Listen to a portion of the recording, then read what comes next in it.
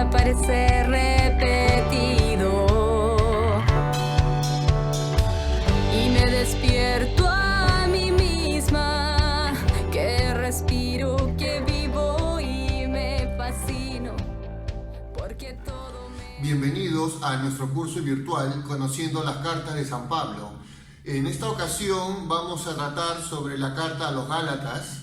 Vamos a un poquito profundizar en lo que son los destinatarios, quiénes son los famosos adversarios que se mencionan en esta carta y las características más importantes para poder comprender mejor cuando puedan leer la carta a los Gálatas, una de las cartas que es muy conocida dentro de las cartas de San Pablo, porque va a resumir junto con la carta a los romanos lo que es la teología paulina, ¿no? Uno de los temas claves que viene a ser el tema de la justificación por la fe.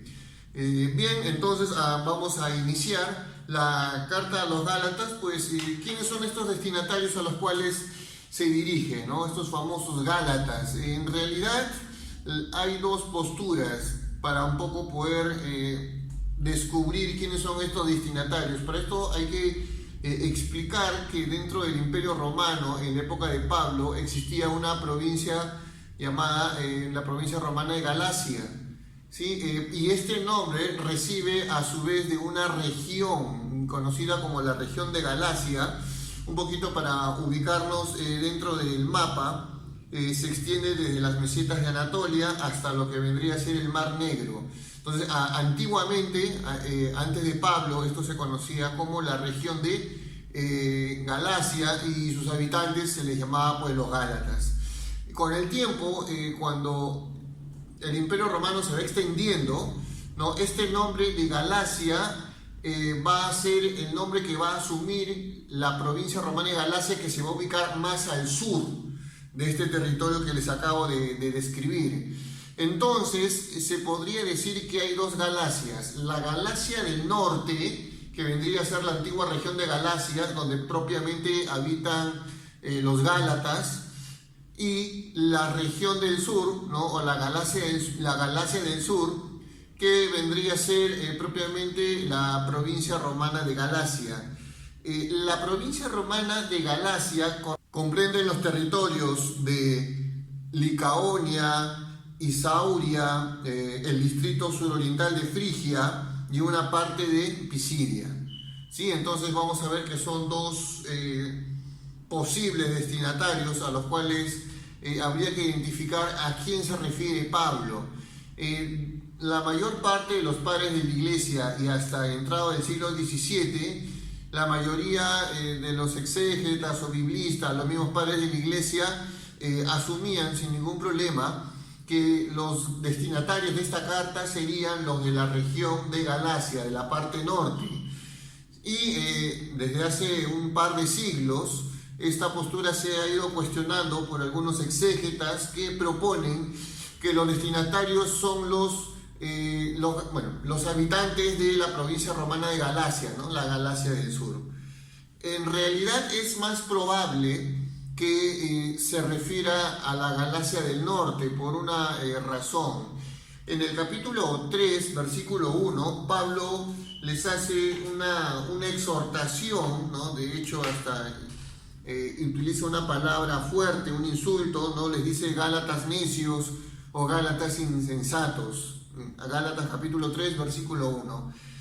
Realmente es improbable que si se refiriera a la provincia romana de Galacia, la Galacia del sur, los destinatarios se hubieran identificado a sí mismos como Gálatas, ya que, como les dije, comprendía varias ciudades que fueron incorporadas al Imperio Romano. Es más probable que este insulto, esta llamada de atención de Gálatas insensatos hubiese sido asumida sin ningún problema por los habitantes o los destinatarios de la región de Galacia del norte.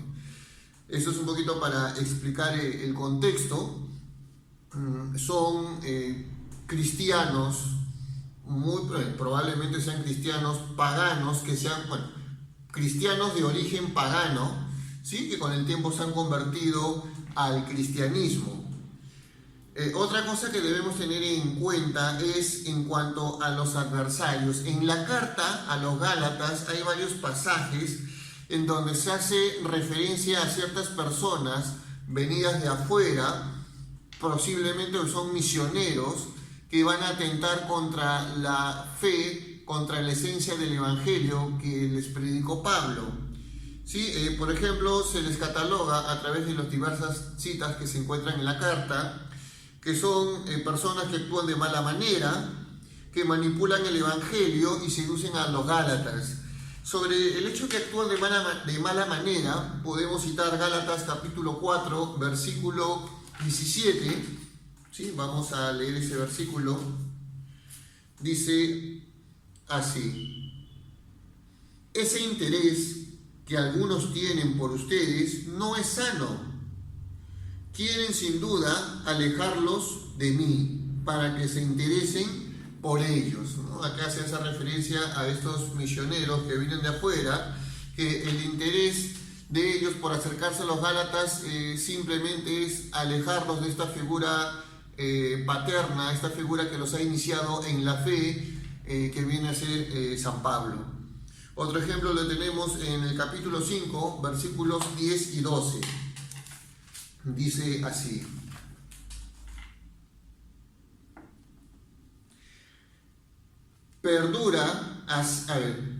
pero el Señor me inspira la confianza en que no cambiaréis de actitud. De todos modos, el que los perturba, quien quiera que sea, cargará con su sentencia. Y después, voy a leer el versículo 12 también. En cuanto a mí, hermanos, si aún se predica la circuncisión, es un rito judío, no tendría por qué ser perseguido. En tal caso, la cruz ya no supondría ningún escándalo para quienes me persiguen. Ojalá se mutilaran los que os perturban. ¿Qué es lo que quiere decir aquí? Posiblemente estos misioneros sean cristianos que están a favor de judaizar la fe, ¿no? Se les dice los judaizantes, que prácticamente obligan a los paganos que para poder incorporarse al pueblo de la nueva alianza, a la iglesia, tienen que practicar la circuncisión. Pablo ve esto como un rito innecesario. Para él simplemente basta la fe en Jesucristo, ¿sí? Y una manera de entrar en conflicto, en combate con ellos, y de una manera enérgica, les dice, o prácticamente les da el calificativo de mutiladores, ¿no? Ojalá se mutilen entre ellos, ojalá se corten, porque Pablo ya no está viendo la circuncisión como un rito de alianza, simplemente lo está viendo como una práctica que ya ha dejado de tener sentido, más aún para aquellas personas que no son parte del pueblo de Israel. Hay que tener en cuenta que la circuncisión es un corte que se hace en el prepucio, ¿no? En el miembro viril, y que viene a ser un signo de la incorporación al pueblo de Israel. Insisto, como Pablo ve que esto es una práctica que ya no tiene validez en la nueva alianza, en especial para el pueblo judío, ve esto simplemente como una mutilación del cuerpo. Otro ejemplo sobre el actuar de estos adversarios sería capítulo 6, versículos del 12 al 13. Dice así: los que os esfuerzan a circuncidaros solo pretenden ser bien vistos por los demás, con el único fin de evitar la persecución por la cruz de Cristo, pues ni siquiera esos mismos que se circuncidan cumplen la ley, solo desean verlos circuncidados para presumir de lo que habéis hecho gracias a ellos.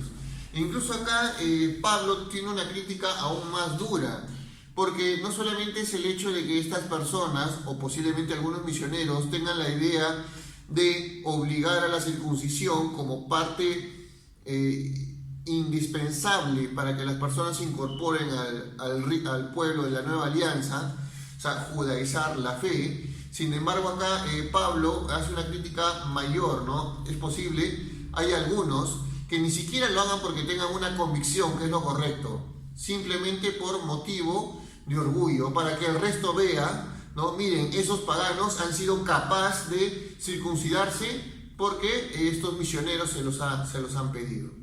¿Sí? Eso es aquí estamos viendo la manera deshonesta en cómo están actuando estos adversarios. Capítulo 1, versículo 7. Dice así: no es que haya otro, sino que algunos os están turbando o perturbando y quieren deformar el evangelio de Cristo, ¿no? Acá Pablo los acusa de ser deformadores del evangelio, de desvirtuar el mensaje del evangelio, que solo es necesario la fe en Cristo. No están todavía atados a las prácticas del Antiguo Testamento. Y el famoso texto de Gálatas capítulo 3, versículo 1, que dice, ¿no? Gálatas insensatos, o algunas traducciones Gálatas necios. Sí, de hecho una traducción más fuerte incluso podría ser Gálatas estúpidos. ¿Por qué? Porque Pablo está asombrado que después de haberles predicado el evangelio, después de predicarles que Jesús es el Cristo, ¿no? Aquel que ha reconciliado a la humanidad, ellos estén volviendo a prácticas que ni siquiera son prácticas de ellos, porque ni siquiera son judíos. Están poniéndose cargas extras que entorpecen la eficacia del evangelio. Es por eso que tiene este fuerte calificativo con ellos, ¿no? Estos judaizantes, ¿no? Como se les califica, ya les acabo de decir, son misioneros. Obviamente vienen de afuera, probablemente vienen de Jerusalén, aunque también algunos especulan que pueden ser paganos, ¿no? Misioneros paganos cristianos, o sea que se han convertido del paganismo al cristianismo, sin embargo que sienten cierta atracción, cierta fascinación por la ley de Moisés. O sea, posiblemente antes hayan sido prosélitos. ¿Sí? Los prosélitos son paganos que tienen cierta atracción, cierta fascinación por la religión judía, ¿sí? Y que al convertirse al cristianismo no han dado todavía ese salto, esa comprensión de que basta la fe en Jesucristo, ¿no? Siguen fascinados por estas prácticas judías. O lo otro es que igual son misioneros cristianos que vienen del paganismo, pero que quieren que los cristianos se asimilen a la sinagoga por el motivo de una estrategia política, para que no haya conflicto, para que no haya persecución, para que no exista ese escándalo de la cruz. Algunos prefieren, ¿no? Seguir practicando los ritos judíos para que, vamos a decirlo así, para que la fiesta se lleve en paz. Y Pablo esto lo va a condenar muy seriamente, ¿no? No se puede negar la cruz de Cristo, ¿no? El escándalo de la cruz. Es necesario dar ese salto de fe. Los ritos del Antiguo Testamento han cumplido su función en un tiempo determinado. Ahora es el tiempo de Jesucristo.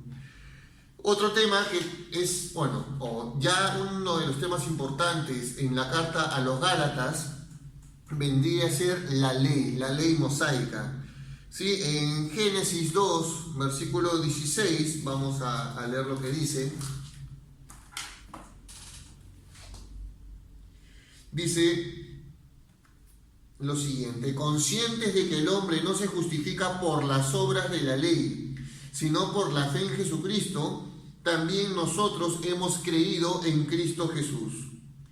Tratamos así de conseguir la justificación por la fe en Cristo y no por las obras de la ley, pues por las obras de la ley nadie será justificado. Y esto es uno de los puntos claves dentro de la carta a los Gálatas y que también se va a desarrollar en la carta a los Romanos. Acuérdense que el tema de ser justo, ¿no? O la justicia es uno de los temas centrales en el Antiguo Testamento.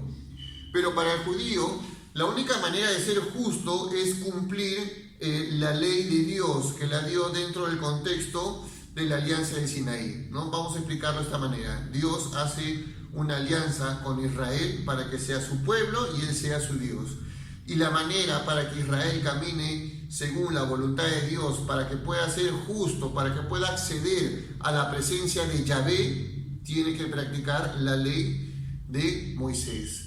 Sin embargo, Pablo, inspirado por el Espíritu Santo, a partir de esta revelación que tiene de Jesús y de este misterio de la crucifixión que va a reconciliar a la humanidad, va a decir lo siguiente: ya no es la ley la que hace justo al hombre, sino es la fe en Jesucristo. Es en este encuentro que tiene Jesús con el hombre, este proceso de, vamos a decir, de cristificación, ¿no? Cuando el hombre tiene un encuentro con Jesús, ¿no? va apareciéndose, va configurándose poco a poco con Cristo, ¿no? Y es esta fe, esta fidelidad en Cristo Jesús quien lo hace, que lo va a hacer verdaderamente justo. Otro tema interesante es que la revelación de Dios se hace en Jesucristo. Eso lo vemos en Génesis capítulo 1, versículos del 12 y versículo 16. Dice así, pues, versículo 12, pues yo no lo recibí ni aprendí de hombre alguno, sino por revelación de Jesucristo. Versículo 16, revelar en mí a su Hijo, para que lo anunciase entre los gentiles, ¿no? Al punto, sin pedir consejo a hombre alguno. Es interesante, pero en el griego la palabra revelar es apocalipsis, ¿sí? Pablo ha tenido un apocalipsis de Jesús, ha tenido una revelación de Jesús. Esta revelación va a hacer que Pablo pueda entender la historia en dos momentos muy importantes, ¿no? En el tiempo antiguo reinaba la ley, como lo afirma Gálatas capítulo 3, versículo 19, y en este nuevo tiempo lo rige el Espíritu, ese Espíritu que se nos es dado por la fe en Jesucristo, tal como lo afirma Gálatas capítulo 4, versículos 6 y 7. Y de aquí surge un tema que es muy importante. Los cristianos están llamados a vivir en el Espíritu Santo y dar los frutos del Espíritu. Sí, esto lo podemos ver en Gálatas capítulo 5, versículos del 16 al 24, y el capítulo 6, versículos del 7 al 10. Vamos a leer Gálatas 6, los versículos del 7 al 10. Dice así: no os engañéis, pues de Dios nadie se burla. Cada cual cosechará lo que siembra. El que siembra para su carne, de la carne cosechará corrupción. El que siembra para el Espíritu, del Espíritu cosechará vida eterna. No nos cansemos de obrar el bien. A su debido tiempo podremos cosechar si no desfallecemos. Por tanto, mientras tengamos oportunidad, hagamos el bien a todos, pero especialmente a nuestros hermanos en la fe. Y este es el punto clave dentro de la carta a los Gálatas. Por un lado se nos dice que el hombre es justificado por la fe, por la fidelidad en Jesucristo. Pero esto no quita que el hombre deba obrar, deba practicar el bien. El hombre que tiene fe en Jesucristo y que se va configurando con Cristo, que se va pareciendo a Cristo poco a poco, está obligado, está exigido por el mismo Espíritu a que dé esos frutos. Y esos frutos simplemente es hacer y practicar el bien con los demás. A continuación, vamos a seguir con nuestro tema. Y esto ya viene a ser un dato interesante sobre la carta a los Gálatas. Si uno lee Gálatas capítulo 3, versículo 19, ¿sí? Gálatas capítulo 3, versículo 19, se da a entender que la ley de Moisés, ¿no?, en el Sinaí, dice, fue revelada por ángeles. ¿Sí? De hecho, esta misma idea está en Hechos de los Apóstoles, capítulo 7, versículo 33, y está en la carta a los Hebreos, capítulo 2, versículo 2. Pero si uno se pone a buscar, ¿no?, uno va a su Biblia, por ejemplo, va a Deuteronomio, capítulo 33, los versículos del 1 al 4, o a los pasajes del Éxodo, no existe un pasaje en donde literalmente se nos diga que cuando Yahvé entregó las tablas de la ley, hubieran ángeles junto con él. Sin embargo, eso lo da a entender en Gálatas capítulo 3 y aparte en 2 citas del Nuevo Testamento que se los acabo de decir.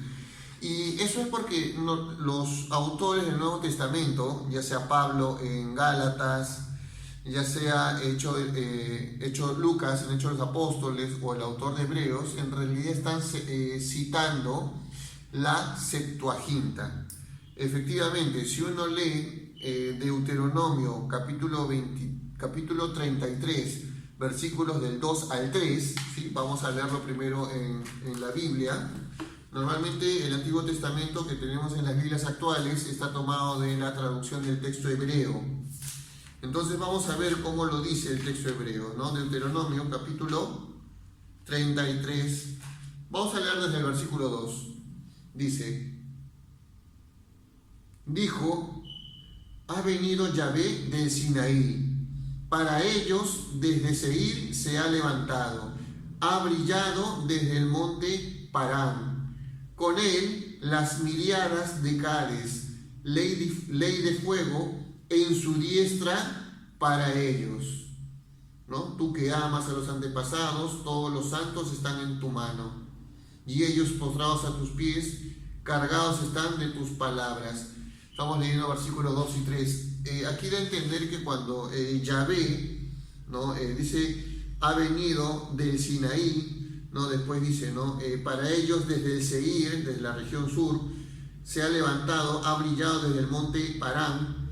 Con él las miriadas, o sea, miles de personas de Cades, ley de fuego en su diestra para ellos. O sea, da a entender que estas miriadas, estas miles de personas, es el pueblo de Israel al cual se les es dado la ley de Moisés o la ley de Dios.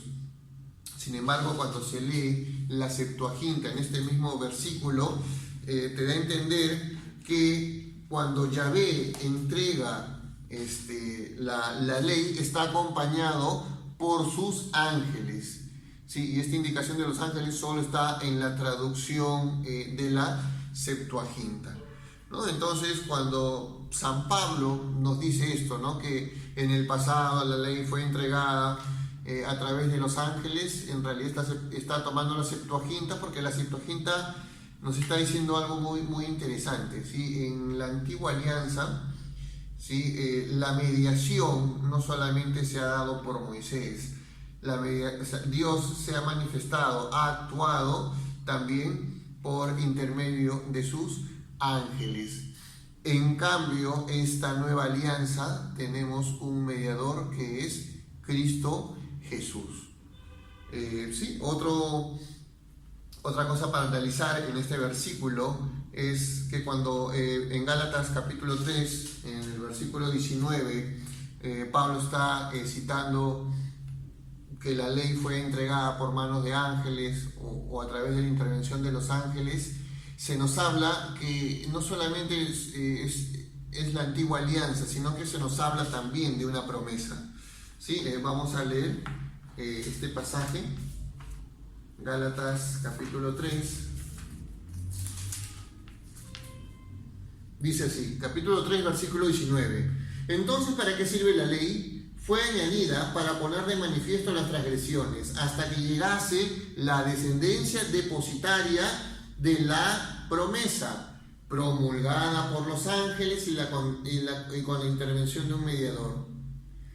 Ahora, versículo 20, bien, cuando actúa uno solo, no hay mediador, y Dios es uno solo, dando a entender que en el Sinaí no solamente se está hablando de la alianza, no solamente se está hablando de la entrega de la ley, está presente la promesa de Abraham, que se ha de cumplir en su descendencia. Entonces, como la alianza también es promesa, ¿sí? Se necesita solamente de Dios, y esa promesa se ha cumplido en Cristo Jesús. También otro tema interesante viene a ser el tema de la alegoría. En el capítulo 4, del versículo 21 al 31, Pablo utiliza la alegoría para explicar lo siguiente, ¿sí? Él dice la alianza de Sinaí, refiriéndose al pueblo de Israel, a los judíos, vienen a ser los hijos de Agar, los hijos de la esclava. En cambio, la nueva alianza, los cristianos, son los hijos de Sara, los hijos de la mujer libre. Sí, acá está tratando de explicar, sí, cómo estas dos mujeres que están en el libro de Génesis representan dos alianzas. Lo paradójico es que los judíos se ven a sí mismos no como hijos de Agar, de la esclava egipcia, se ven como hijos de Sara. Sin embargo, acá Pablo le da una vuelta a la tortilla y dice lo contrario, ¿no? Los judíos son hijos de la esclava porque están todavía dominados bajo la esclavitud de la ley. En cambio, los cristianos sí son hijos de Agar, son hijos de Sara, son hijos espirituales de Sara porque viven en la libertad del Evangelio, en la libertad del Espíritu. Es por eso que a continuación, en el capítulo 5, desde el versículo 13, se va a hablar de la libertad cristiana. ¿Sí? Dice lo siguiente: ustedes, hermanos, han sido llamados a la libertad, pero no tomen esta libertad de pretexto para la carne. Antes, al contrario, sírvanse unos a otros por amor. La verdadera libertad cristiana no es hacer lo que uno quiere, no es, al contrario, mandar, tener autoridad sin tener ningún tipo de responsabilidad o consecuencia. No, la verdadera libertad cristiana es que por amor uno sirva al otro como Jesús lo hizo.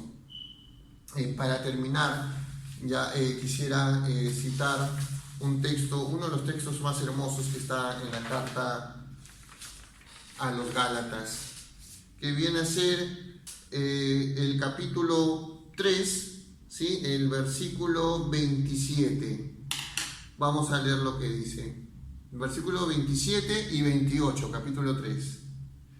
Porque todos ustedes, los que han sido bautizados en Cristo Jesús, están revestidos de Cristo.